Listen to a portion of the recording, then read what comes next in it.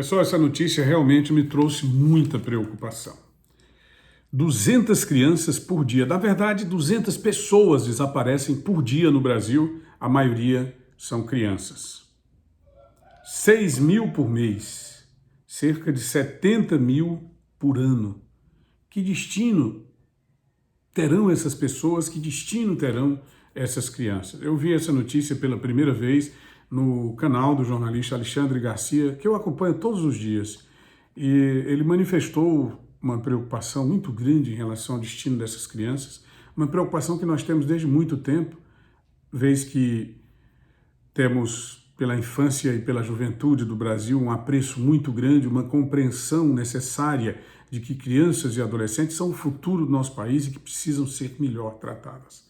Mas realmente é um número preocupante. E aí eu fiz algumas pesquisas aqui na internet e cheguei a essa matéria do jornal Estado de São Paulo, que diz o seguinte, ela é datada do dia 28 de junho de 2022. Brasil registra média de 200 desaparecidos por dia, diz o Anuário Brasileiro de Segurança Pública.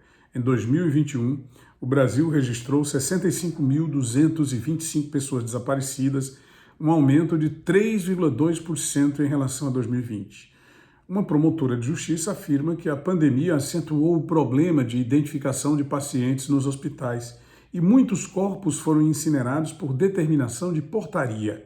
Permitimos o desaparecimento eterno da pessoa, diz a promotora, a matéria é bem longa, pessoal. Olha aqui.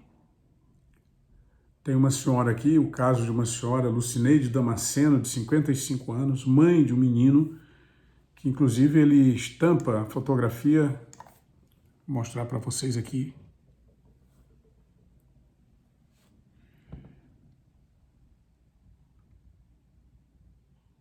Olha aí a foto, esse aqui. Esse aqui é a senhora Lucineide Damasceno, de 55 anos.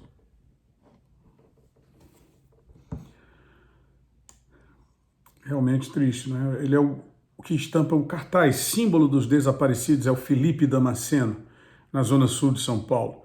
Atende ao telefone da reportagem, aqui já é uma matéria do G1, dizendo que se esgotaram as possibilidades de encontrar seu filho, que sumiu há 13 anos e 8 meses. Nós estamos esquecidos como os nossos desaparecidos. Disse Lucineide que há 6 anos havia afirmado seguir confiante na empreitada de encontrar Felipe Damasceno. Desapareceu em 2008, aos 17 anos. Mas mesmo com as possibilidades esgotadas, as buscas continuam de alguma forma, diz, tentando se convencer. E aqui os indicadores estatísticos. No ano passado, aqui estamos falando de uma matéria de 2022, portanto, 2021, o Brasil registrou 65.225 pessoas desaparecidas, um aumento de 3,2% em relação a 2020. A taxa é de 30,7 por 100 mil habitantes. Nos últimos 5 anos, ao menos 369.737 registros de pessoas desaparecidas foram feitos no Brasil, uma média de 203 casos diários. O Distrito Federal tem a maior taxa, o Amapá a menor, e Roraima não apresentou números. Temos aqui os indicadores por estado. É um assunto muito sério, um assunto muito preocupante. Eu fico impressionado como é que isso não acontece em reportagens especiais. Você tem uma matéria porque o anuário foi divulgado e depois pronto. São 200 pessoas todos os dias, a maioria crianças e adolescentes. Olha aqui os indicadores por estado, né? O Distrito Federal com o maior número, o Amapá com a menor taxa, eles colocam aqui Rondônia, vem em segundo lugar, Santa Catarina, Mato Grosso, São Paulo, Goiás, Tocantins, Rio de Janeiro, Ceará, Alagoas, Piauí, Bahia, Paraíba e Roraima. Aqui é um indicador de estados brasileiros, independente da região. 15 estados brasileiros, independente da região. No caso do Piauí, nós temos uma média de 10 pessoas desaparecidas todos os dias. São 50 pessoas de segunda a sexta-feira. Vamos para 70 pessoas por semana. 210 pessoas todos os meses. Não tem notícia, ninguém diz nada sobre isso. A promotora que nós nos referimos é a Eliana Vendramini, coordenadora do Programa de Localização e Identificação de Desaparecidos do Ministério Público do Estado de São Paulo. Segundo ela, esse problema foi agravado pela Covid. Mas não é o único problema.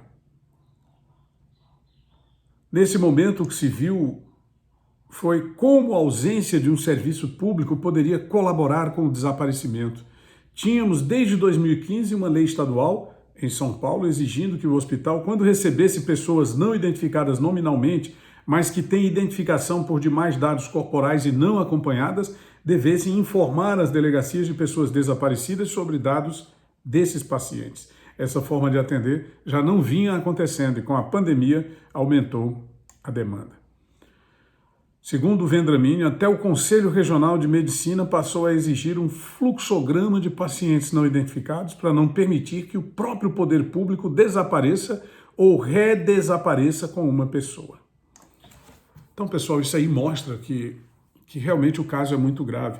E como lá no vídeo do Alexandre Garcia, ele tocou nesse assunto, eu resolvi aprofundar aqui para a gente, tentar entender o que é que está acontecendo. Uma parte pela questão da pandemia, mas os promotores de justiça, eles tratam como